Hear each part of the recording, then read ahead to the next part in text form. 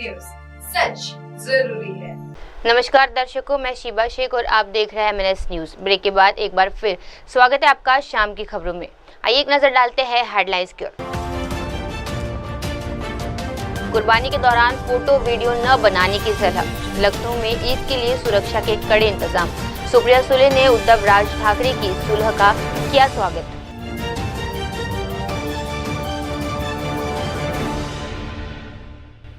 आप देख रहे हैं MNS न्यूज, सच जरूरी है। आइए देखते हैं खबरें विस्तार से। कुर्बानी के दौरान फोटो वीडियो न बनाने की सलाह। लखनऊ ईदगाह के इमाम मौलाना खालिद रशीद फिरंगी महली ने कहा कि कुर्बानी के दौरान पूरी सतर्कता और स्वच्छता बरतनी चाहिए। उन्होंने लोगों से अपील की है कि कानून द्वारा प्रतिबंध जानवरों की कुर्बानी न दे। एडवाइजरी में कहा गया है कि कुर्बानी करते वक्त जानवरों के खून को सार्वजनिक जगहों पर न बहाया जाए। इसके अलावा फोटो या वीडियो बनाकर सोशल मीडिया पर डालने से पहले परहेज करें ताकि किसी भी धार्मिक भावना आहत न हो। इस्लामिक सेंटर ऑफ इंडिया ने ये भी कहा है कि देश और सेना के जवानों की सुरक्षा के लिए भी खास दुआ की जाए। समाज की शांति, सौंदर्य और कानून व्यवस्था का पालन करने की भी सलाह दी गई है। Eid al-Adha will be celebrated on 7 June 2025, and in this regard, Islamic Center of India has issued a 12-point advisory in which Muslims have been asked not to do the qurbani of those animals which have been forbidden by the law, and similarly during qurbani the cleanliness and hygiene should be followed very strictly, and the blood of the animal should not be disposed of in any public place, and at the same time the wastage of the animal should be disposed of through the arrangement which have been made by the Nagar Nigams, and a part of the qurbani meat should be distributed to the poor and the needy people. And while doing qurbani, no photographs or videos should be made and should not be uploaded on the social media. And after the namaz of Eid al-Adha, we have also appealed to the Muslim community to pray for the safety, security of our country and of the army personnel also.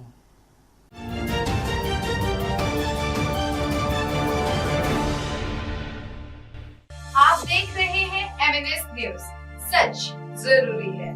Lucknow में ईद के लिए कड़े सुरक्षा के इंतजाम। लखनऊ में ईद उल अजहा को लेकर सुरक्षा व्यवस्था चाक चौबंद कर दी गई है। डीसीपी पश्चिम लखनऊ विश्वजीत श्रीवास्तव ने जानकारी दी है कि शहर में पर्याप्त पुलिस बल तैनात किया गया है। उन्होंने बताया कि पुलिस को PSC 5 की कंपनियां दी गई है। साथ ही पुलिस मुख्यालय से अतिरिक्त 2 SP और 5 DSP रैंक के अधिकारी भेज दिए गए हैं। इसके अलावा लखनऊ पुलिस कमिश्नर रेट से भी अतिरिक्त फोर्स तैनात की गई है। डीसीपी ने बताया कि ये सुविधा सुरक्षा व्यवस्था के पूरे 3 दिनों तक लागू रहेंगी। जब तक कुर्बानी की रस्में पूरी नहीं हो जाती, लोगों को सड़कों पर नमाज पढ़ने की नौबत न आए और वे सुरक्षित तरीके से मस्जिदों तक पहुंच सके, इसके लिए खास इंतजाम किए गए हैं। प्रशासन की ओर से आम लोगों की शांति और सौहार्द बनाए रखने की अपील भी की गई है। जैसा कि आप लोगों को जानकारी है कि आज बकरीद का त्यौहार है और पुराने लखनऊ में जो लखनऊ का पश्चिम जोन का इलाका पड़ता है, यहाँ पर त्योहारों की संवेदनशीलता हमेशा से रही है और इसके मद्देनज़र हम लोगों ने यहाँ पर फोर्स के पर्याप्त प्रबंध कर रखे हैं और यहाँ पर जो है हम लोगों को कई कंपनी, करीब 5 कंपनी PSC मिली है पूरे पश्चिम जोन के लिए और बाहर से 2 एडिशनल SP स्तर के और 5 डिप्टी SP स्तर के अधिकारी मुख्यालय से प्राप्त हैं। कमिश्नरेट से भी हमको अतिरिक्त फोर्स दिया गया है। यहाँ पर जोनल सेक्टर व्यवस्था जो लागू की जाती है, जो कि 6, 7, 8, 9 लगातार लागू रहेगी, क्योंकि कुर्बानी का त्यौहार 3 दिन तक चलता है और मुख्य जो नमाज है इसमें टीले वाली मस्जिद में, आसिफी मस्जिद में और ईदगाह ऐशबाग जहाँ खड़े हैं यहाँ पर होती है और यहाँ बहुत भारी भीड़ आती है। उसके पुख्ता प्रबंध किए गए हैं जिससे कि लोग सड़कों पर नमाज न पढ़ने पाएँ और वो समय से अंदर आके उनको अंदर सुव्यवस्थित बैठाया जाए। और इसके अलावा ये हम लोगों ने यहाँ पर थाने स्तर पर जो है वो पीस कमेटी की बैठक कर ली है। ACP स्तर के भी बैठकें हो गई हैं, मेरे द्वारा भी बैठकें की गई हैं। साथ ही यहाँ पर 32 सामूहिक कुर्बानी स्थल हैं, उन सभी जगह ड्यूटी लगी है। बड़े ईदगाहों पे भी ड्यूटी लगाई गई है कि सब लोग कुशलतापूर्वक नमाज पढ़ें, शांतिपूर्वक, और उसके बाद जाएं अपने घरों में कुर्बानी करें। हाँ, आपने बिल्कुल सही बात की। इसमें हम लोगों ने जो हमारा फोर्स है, इसके अलावा हम लोगों ने महत्वपूर्ण जो ब्लैक स्पॉट्स है जहाँ पर पुराने समय में कोई विवाद हुआ है, वो सभी सीसी कैमरे से कवर किए गए हैं। और इसके अलावा AI बेस्ड हम लोगों का एक ड्रोन है, वो भी जो है यहाँ सभी मस्जिदों पर जहाँ पर बड़ी संख्या में नमाज लोग पढ़ रहे हैं, वहाँ पर भीड़ को मैनेज करने के लिए लगाया गया है कि उसी हिसाब से हम लोग फोर्स को मूवमेंट कराएंगे कि जिधर भीड़ ज़्यादा होगी। और इसके अलावा यहाँ पर नागरिक सुरक्षा संगठन के लोग भी तैनात हैं, ट्रैफिक पुलिस भी तैनात है, और सब मिलके जो है सारे काम अच्छे से कराएंगे।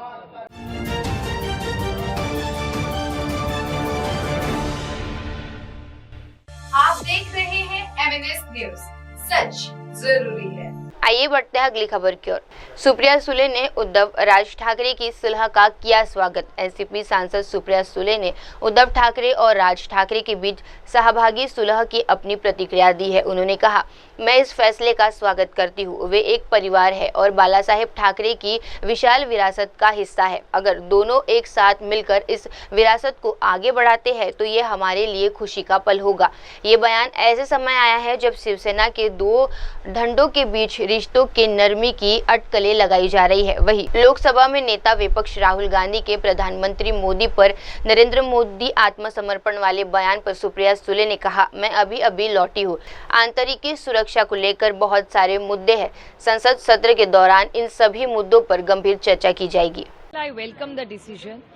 They are a family and Bala Saheb Thakre's huge legacy. He started a party from absolutely nothing. And then Bala Saheb Thakre, with his hard work and his most wonderful team, built a very good, solid Shiv Sena. And if that legacy was continued by Uddhav ji and Raj ji, and if they are coming together, it's a very happy moment for us. Of course, I mean, if anybody who wants to work for the betterment of Maharashtra, more the merrier. I read that article this morning. As a matter of fact, the Congress party has been speaking to the Election Commission about all these issues as well. We are awaiting the Election Commission's reply. Rahul Gandhi again, targeted PM Modi over Operation Sindhu, whatever happened. He said Narendra Modi has surrendered to USA. No, I think I have just come back.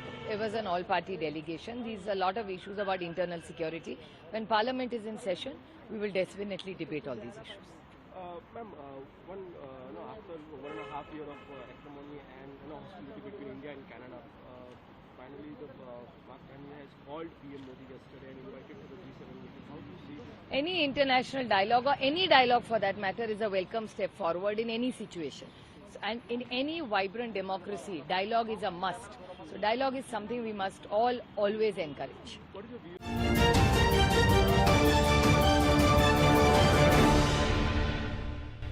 आप देख रहे हैं MNS news, सच जरूरी है। आइए बढ़ते हैं अगली खबर की ओर।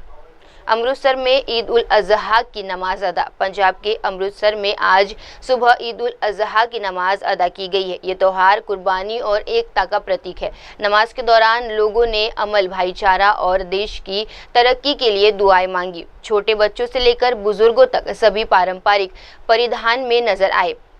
नमाज के बाद लोगों ने एक दूसरे को गले लगाकर ईद मुबारक कहा और मिठाइयों का आदान प्रदान किया। ये त्योहार पैगंबर हजरत इब्राहिम की कुर्बानी की याद को मनाया जाता है, जो त्याग और विश्वास का संदेश देता है।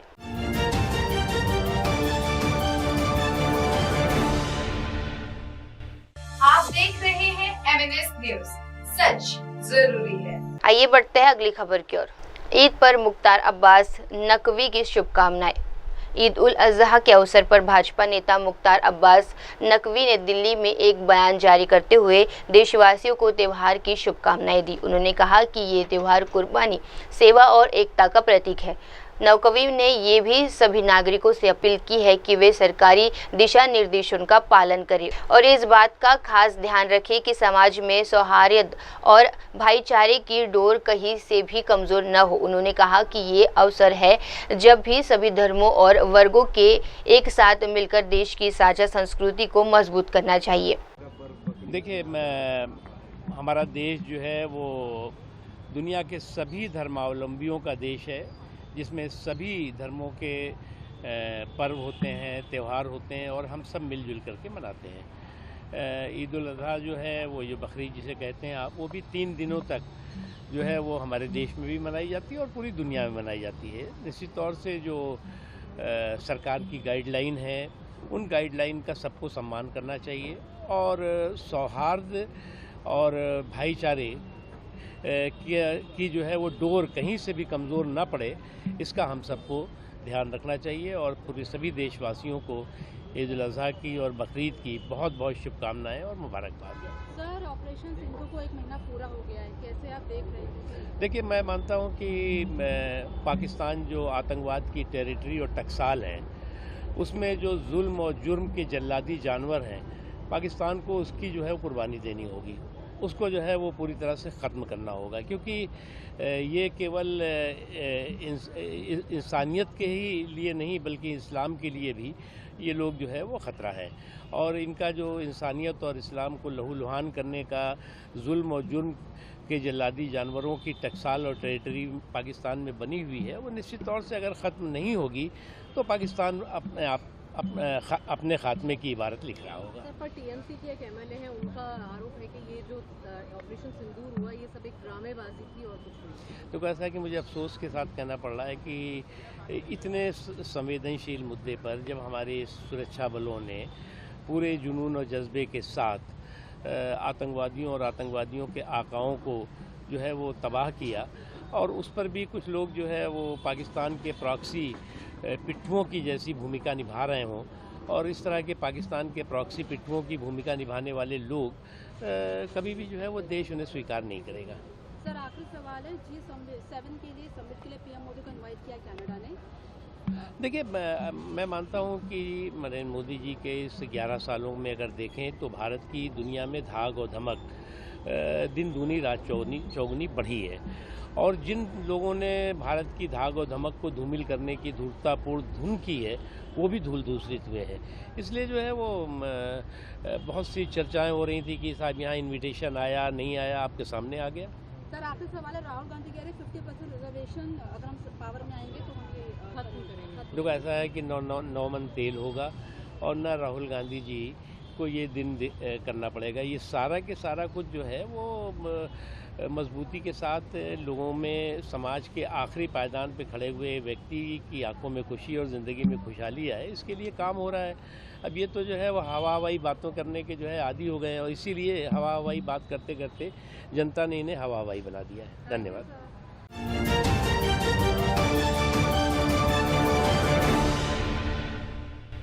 आप देख रहे हैं MNS न्यूज, सच जरूरी है। आइए बढ़ते हैं अगली खबर की ओर। पीएम मोदी ने कटरा से 46,000 करोड़ की परियोजनाएं शुरू की।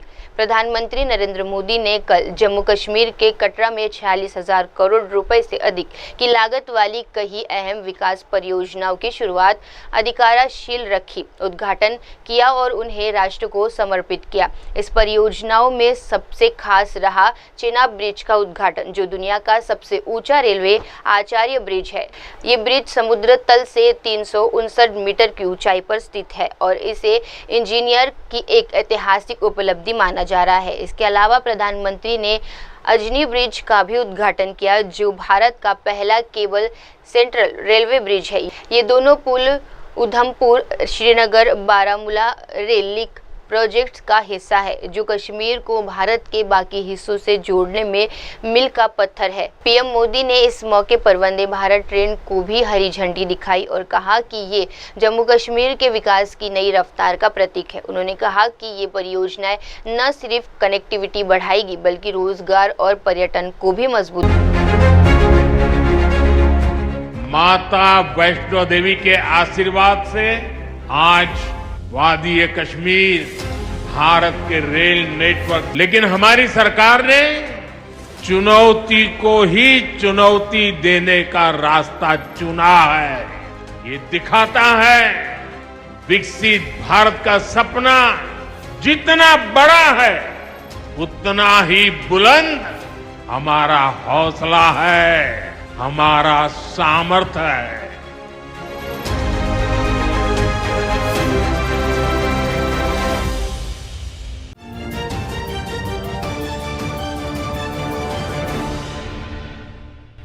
आप देख रहे हैं एमएनएस न्यूज, सच जरूरी है। आइए बढ़ते हैं अगली खबर की ओर। तेजस्वी यादव अस्पताल पहुंचे, घायल सुरक्षा कर्मियों से मिले। बिहार के हाजीपुर से एक गंभीर खबर सामने आ रही है।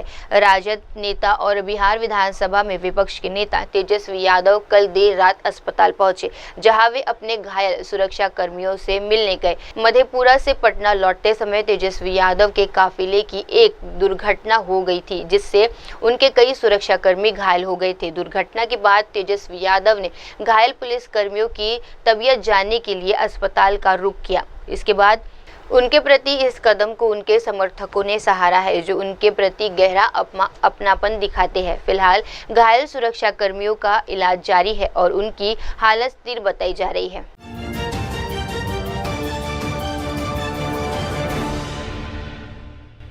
आप देख रहे हैं एमएनएस न्यूज, सच जरूरी है। आइए बढ़ते हैं अगली खबर की ओर। एसटी हसन का ईद उल अजहा कुर्बानी पर बयान। कुर्बानी की रस्म हजारों सालों से चली आ रही है। यूपी के मुरादाबाद से समाजवादी पार्टी के नेता एसटी हसन ने ईद उल अजहा की परंपराओं को लेकर बड़ा बयान दिया है।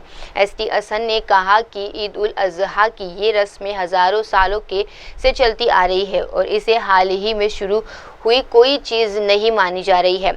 उन्होंने कुछ लोगों पर निशाना साधते हुए कहा कि अब इस पर नाटक कर रहे हैं, जैसे कि कागज और आटे से बकरा बनाने का मुद्दा उठना। उनका ये कहना है, क्या ये नाटक है? क्या ये गुड़िया और टेडी बियर का खेल है? लोग कह रहे हैं कि इससे प्रदूषण फैल रहा है। क्या जानवरों से कोई प्रदूषण होता है? क्या ये पटाखे जल रहे हैं? उन्होंने आगे कहा कि जानवरों का खून नदियों में जाने को भी जानवरों का प्रतीक उत्पाद बताया जाता है और इस पर किसी को कोई परेशानी नहीं होनी चाहिए। एसटी हसन ने आरोप लगाया कि सत्ताधारी पार्टी लगातार हिंदू और मुस्लिम समुदाय के बीच द्वेष पैदा करने की साजिश कर रही है। अपने तमाम देशवासियों को इसकी मुबारकबाद देते हैं। ये बहुत पुराना रिचुअल है, तकरीबन 4000-5000 साल पुराना। हजरत इब्राहिम अलैहिस्सलाम से अल्लाह ने अपने लिए कुर्बानी मांगी थी, तो उन्होंने अपने बेटे को बलि चढ़ाने के लिए लेके गए थे और अल्लाह की रहमत से वहां पे एक दुम्बा यानी कि बकरा ज़िबा हुआ, वो बच गए थे।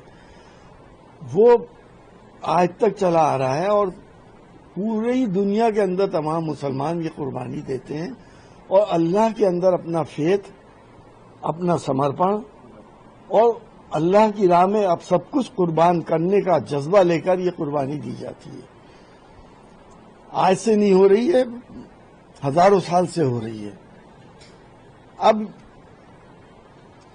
कुछ लोग तमाशा शुरू कर दिया उन्होंने, मैं राजनीति नहीं कहूंगा, इसे तमाशा कहूंगा कि केक का बकरा बना लो, कागज का बना लो और आटे का बना लो, उसे काट लो। क्या है, क्या तमाशा?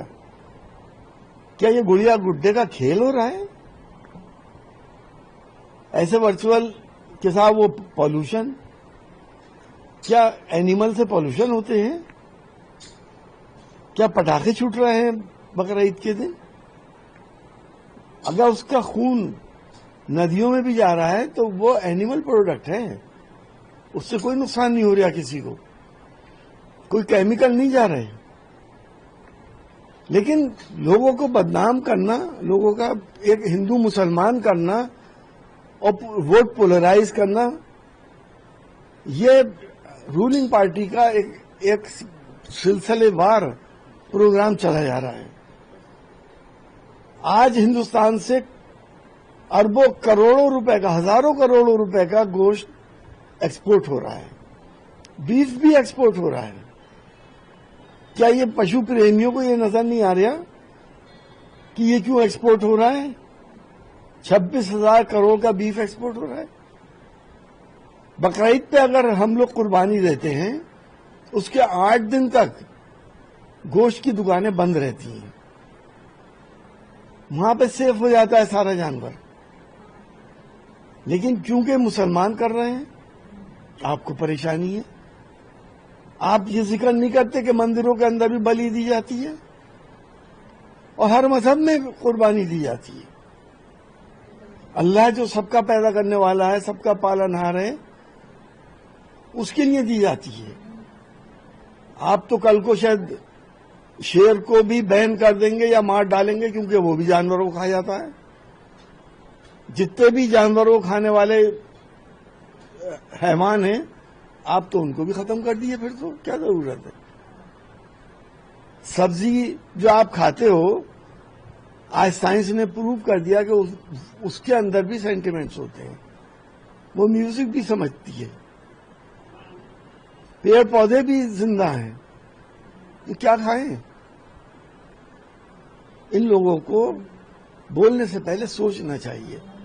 इस्लाम दुश्मनी में, मुस्लिम दुश्मनी में इस तरह की बातें करते हैं जिसके लिए जग हंसाई होती है इनकी, और जिसका कोई सेंस नहीं होता। नॉनसेंस बातें होती हैं, नॉन साइंटिफिक बातें होती हैं। इस वक्त तमाम दुनिया में नॉन वेज खाया जाता है और ये समझा जाता है साइंटिफिक तरीके से भी कि बेस्ट फूड है ये।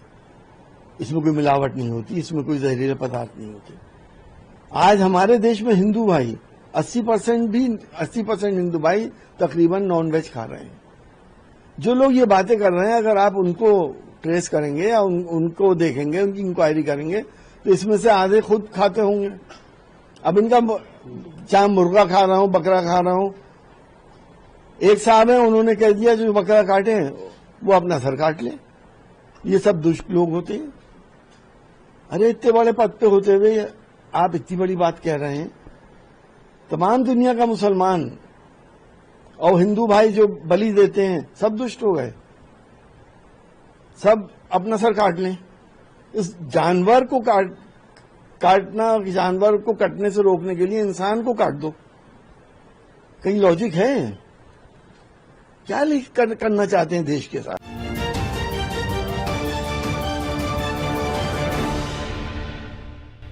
आप देख रहे हैं MNS न्यूज, सच जरूरी है। दुनिया के सबसे ऊंचे पुल देखने के लिए उत्सुकता।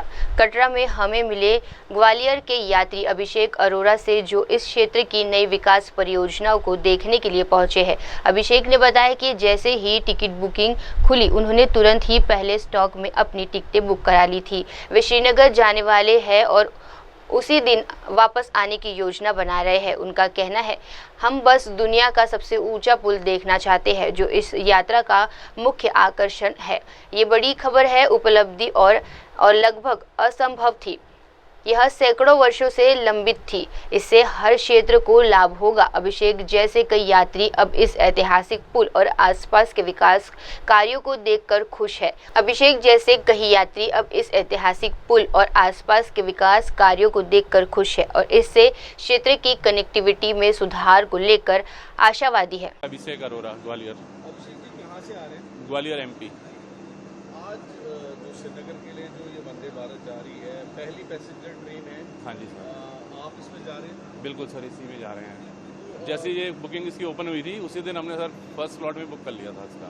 तो क्या सोचती है, मतलब आप पहली ट्रेन में? नहीं, इच्छा थी सर काफ़ी, क्योंकि जब इसका अनाउंसमेंट हुआ कि चलेगी, तब हमने प्लान बनाया, पर 2 बार तो पोस्टपोन्ड हो गया। तो इस बार बिल्कुल सक्सेसफुल था, तो कर ली तुरंत बुकिंग और आ गए यहाँ।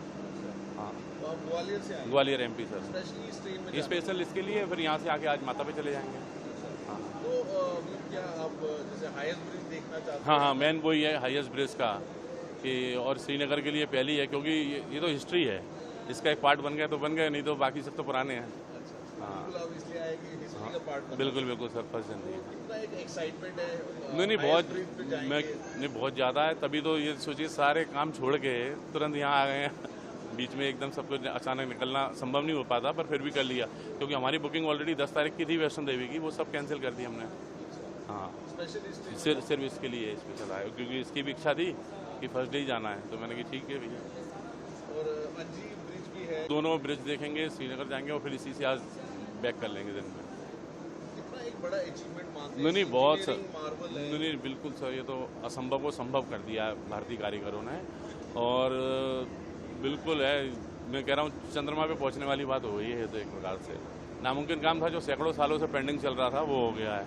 और इससे हर सेक्टर को फ़ायदा मिलेगा, चाहे सेना को हो, चाहे लोकल लोगों को, हर सबको मिलेगा। टूरिस्ट को ऐसा कोई सेक्टर नहीं है जिसको मतलब इससे फ़ायदा नहीं मिले, सबको ही फ़ायदा मिलना है। 3 घंटे में पहुंचा देंगे। बिल्कुल बिल्कुल। और सबसे बड़ी बात है कि जैसे हम श्रीनगर पहले कई बार आए हैं, दिल्ली से हमको फ्लाइट से आना पड़ता था, बहुत ज़्यादा एक्सपेंसेस होता था, बहुत पैसा खर्च होता था। इससे यहाँ कटरा आ जाओ, कटरा से पहुँच जाओ, बहुत पैसा बचेगा। वही पैसा आपका वहाँ टूर में काम आ जाएगा। सबसे बड़ी बात तो ये है।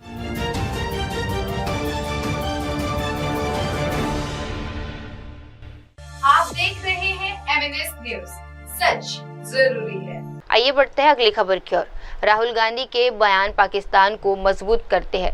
धर्मशाला से भाजपा सांसद अनुराग ठाकुर ने कांग्रेस नेता राहुल गांधी पर तीखे हमले बोलते हुए कहा है कि उनके बयानों से पाकिस्तान मजबूत होता है। अनुराग ठाकुर ने कहा, राहुल गांधी ऐसे बयान देकर पाकिस्तान को मजबूत करते हैं। वे पाकिस्तान को बोलने के लिए हथियार देते हैं। पाकिस्तान राहुल गांधी को बयानों का अंतर्राष्ट्रीय मंच पर अपने पक्ष में इस्तेमाल करता है। देश के लिए इससे ज्यादा दुर्भाग्यपूर्ण और क्या हो सकता है। उन्होंने आगे कहा कि कांग्रेस आज सत्ता से बाहर है, इसीलिए राहुल गांधी पानी से बाहर मछली की तरह तड़प रहे हैं। ठाकुर ने राहुल गांधी पर आरोप लगाया कि उनका दर्द केवल सत्ता से बाहर होने का है और ये दुर्भाग्यपूर्ण है कि जब उन्होंने देश के साथ खड़ा होना चाहिए था तब वे पाकिस्तान की भाषा बोल रहे हैं।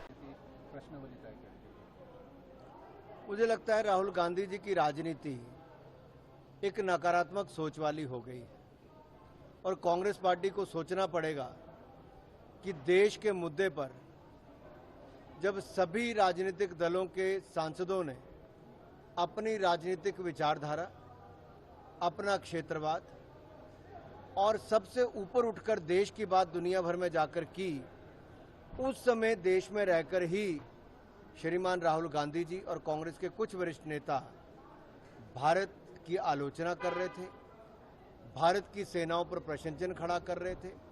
और ये पहली बार नहीं है कि श्रीमान राहुल गांधी जी ने भारतीय सेनाओं के पराक्रम पर प्रश्न चिन्ह खड़े किए हो।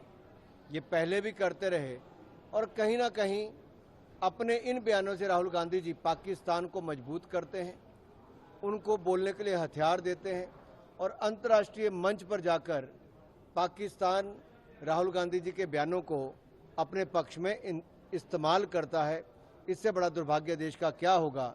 एक ऐसा राजनीतिक दल जो 60 वर्ष सत्ता में रहा हो, वो आज जब सत्ता से बाहर हुआ तो वैसे तड़पता है जैसे बिन पानी मछली तड़पती है। तो दर्द राहुल जी का केवल यही है कि वो सत्ता में नहीं है, लेकिन दुख इस बात का है कि सत्ता में ना रहने के बावजूद जब देश के साथ खड़ा होना चाहिए तब वो देश के साथ नहीं, पाकिस्तान की भाषा बोलने पर मजबूर है।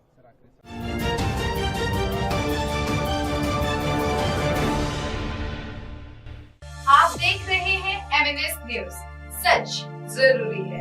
आइए बढ़ते हैं अगली खबर की ओर।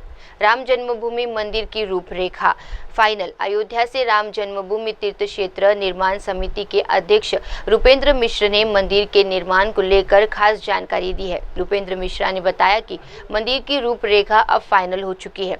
भूतल पर भगवान श्री राम लला की प्राण प्रतिष्ठा मूर्ति स्थापित कर दी गई है। मंदिर की पहली मंजिल पर राम दरबार को सजाया गया है, जहां भक्ति भाव से पूरे दर्शनार्थी का आ सकेंगे। दूसरी मंजिल पर भगवान श्री राम के जुड़े दुर्लभ और ऐतिहासिक साहित्य को ग्रहित किया जाएगा। नृपेंद्र मिश्रा ने कहा कि जैसे ही उन्हें ऐसे साहित्य उपलब्ध होंगे वे उन्हें यहाँ रखा जाएगा ताकि श्रद्धालु उसे देख सके। मंदिर का जो रूपरेखा है वो अंतिम हो गई है कि भूतल पे रामलला है, भगवान रामलला, और प्रथम तल पे उनका पूरा परिवार है, राम दरबार और उनके सेवक हनुमान जी हैं, और दूसरी तल पे केवल गर्भगृह में ऐसे ग्रंथ जो अपने परिभाषा में रेयर कहलाएंगे और जो भगवान राम से संबंधित होंगे उसकी उपलब्धि जो भी मिलती है उसको वहाँ पर रखा जाएगा। तो इस प्रकार से सभी दलों का जो है वो कैसे सदुपयोग होगा उसका निर्णय हो जाएगा। प्रतिमा राम जी की और वह न्यास के स्तर पे है, उसके बारे में मुझे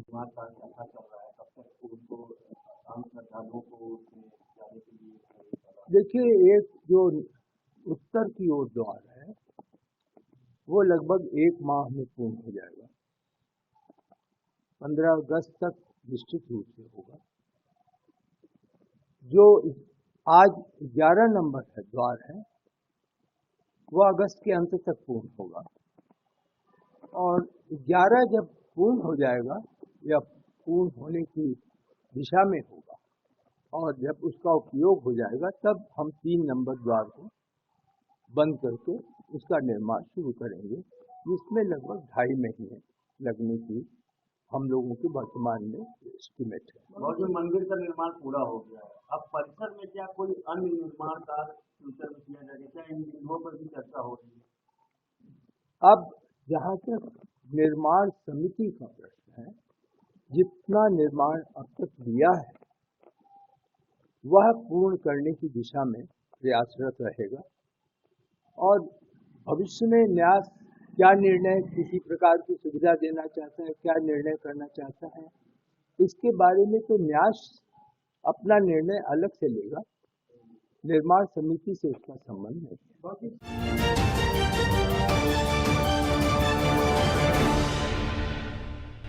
आप देख रहे हैं MNS न्यूज, सच जरूरी है। आइए बढ़ते हैं अगली खबर की ओर। ट्रेनों के साथ युवाओं से संवाद का भी मिला अवसर। प्रधानमंत्री नरेंद्र मोदी ने कहा, युवा ही है नए भारत की ताकत। प्रधानमंत्री नरेंद्र मोदी ने जम्मू कश्मीर के विकास की दिशा में एक और महत्वपूर्ण कदम बढ़ाते हुए कटरा और श्रीनगर को जोड़ने वाली वंदे भारत ट्रेनों को हरी झंडी दिखाई। इस अवसर पर उन्होंने वहां मौजूद युवाओं के साथ समूह से संवाद भी किया। इस संवाद में प्रधानमंत्री ने युवाओं से उनके अनुभव, सपने और नई तकनीकी को लेकर बातचीत की। उन्होंने कहा, आप जैसे ऊर्जावान युवाओं से मिलना मेरे लिए गर्व की बात है। एक छात्र ने कहा, सर, वंदे भारत ट्रेन अब सिर्फ एक यात्रा का साधन नहीं बल्कि हमारा भविष्य है। ये हमारे आगे बढ़ने की स्पीड दे रही है। इस पर पीएम मोदी मुस्कुराते हुए बोले, आपकी रफ्तार और राष्ट्र की रफ्तार एक होनी चाहिए, यही गुड इंडिया है।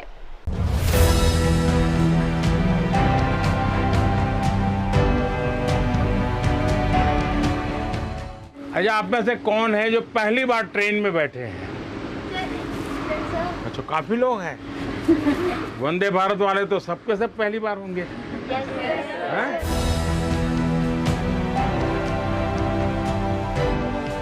जो हमसे टकराएगा वो चूर चूर हो जाएगा। इस मिट्टी को छूने वाला मिट्टी में मिल जाएगा। मैं घर घर में इनकलाब की आग लगाने आया हूँ। हे भारत के राम जगो, मैं तुम्हें जगाने आया हूँ। वाह।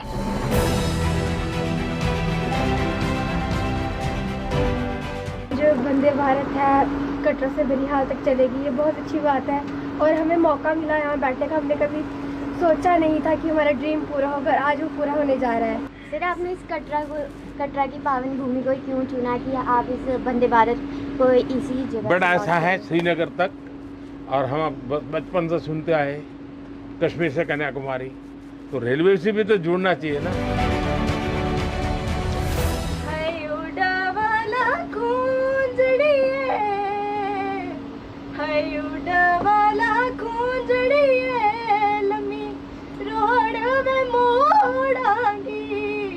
तो ये यहाँ का ग्रामीण लोग गाते हैं इस गीत को। कश्मीरी सॉन्ग है।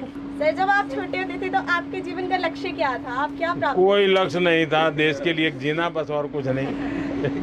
सर, हम पढ़ने लगते हैं, हमें नींद आ जाती है। आप इतना काम करते हो देश के लिए, आपको नींद नहीं आती?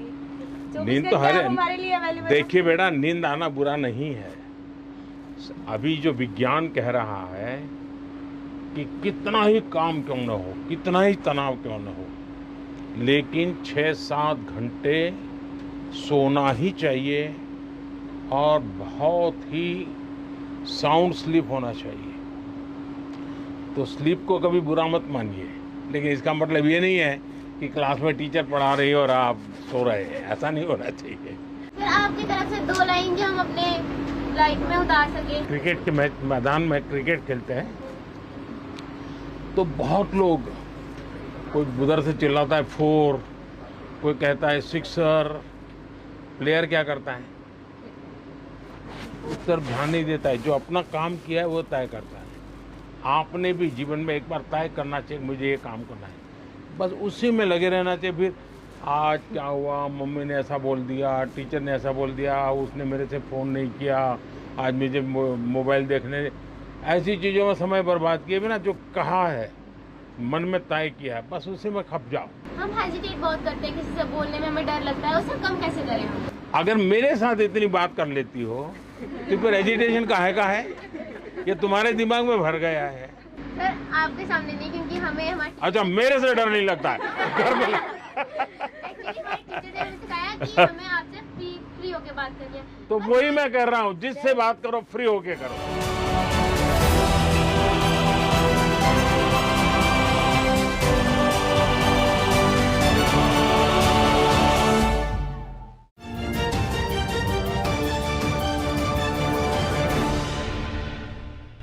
आप देख रहे हैं MNS न्यूज, सच जरूरी है। आइए बढ़ते हैं अगली खबर की ओर। अहमदाबाद में जैन समुदाय की विरोध रैली। गुजरात में अहमदाबाद में आज जैन समुदाय के लोगों ने एक बड़ी विरोध रैली निकाली। रैली का उद्देश्य हाल ही में सड़क हादसे में मारे गए जैन समुदाय की मौत को लेकर न्याय की मांग करना था। समुदाय के लोगों का आरोप है कि ये केवल एक सड़क दुर्घटना नहीं बल्कि एक पूर्व नियोजित साजिश थी।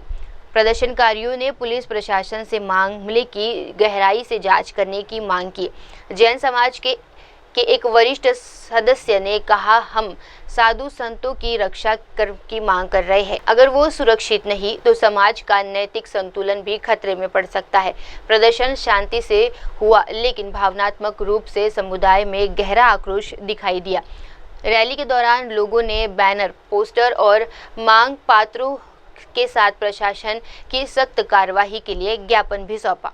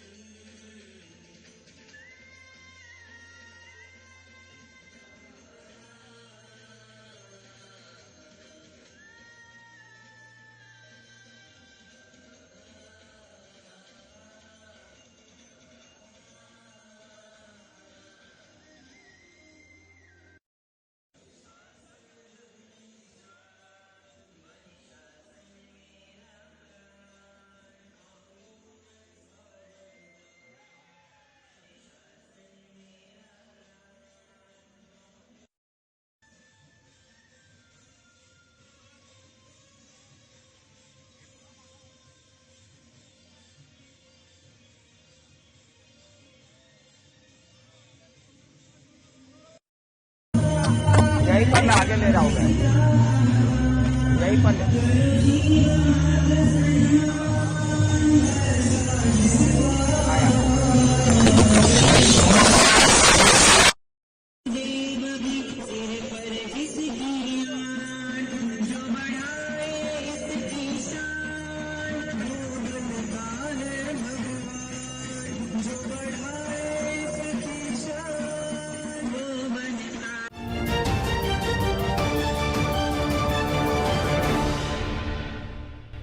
आप देख रहे हैं MNS न्यूज, सच जरूरी है।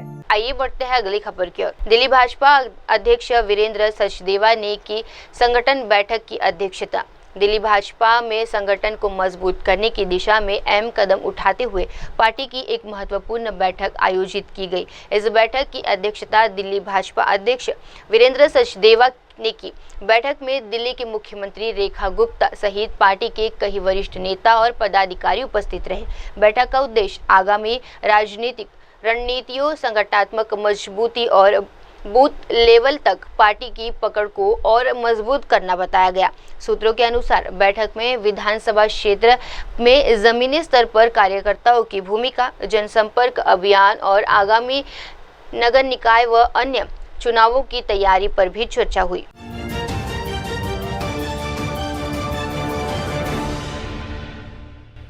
आप देख रहे हैं MNS न्यूज, सच जरूरी है। आइए बढ़ते हैं अगली खबर की ओर। कटरा में पीएम मोदी के रोड शो में उमड़ा जल सैलाब। जम्मू कश्मीर के कटरा में प्रधानमंत्री नरेंद्र मोदी का भव्य रोड शो ऐतिहासिक बन गया। जन सैलाब उमड़ पड़ा। अपने प्रिय नेता की एक झलक पाने के लिए कटरा की सड़कों पर सुबह से ही उत्साह का माहौल था। जैसे ही प्रधानमंत्री नरेंद्र मोदी का काफिला आगे बढ़ा, पूरा इलाका भारत माता की जय और मोदी मोदी के नारों से गूंज उठा। लोग छतों, बालकनियों और सड़कों पर घंटों पहले से जमा थे। हाथों में तिरंगा, बच्चों के चेहरे पर उत्साह और माहौल में जोश, सबने इस रोड शो को एक जन उत्सव में बदल दिया। पीएम मोदी ने भी रास्ते भर लोगों का अभिवादन स्वीकार किया और कई बार गाड़ी से उतरकर जनता का हाथ हिलाकर अभिवादन किया। तो चला है दर्शकों एक छोटी सी ब्रेक का। ब्रेक के बाद भी जुड़े रहिए, देखते रहिए मेरे सहयोगी मिनल के साथ देश की तमाम बड़ी खबरें। धन्यवाद। आप देख रहे हैं MNS न्यूज, सच जरूरी।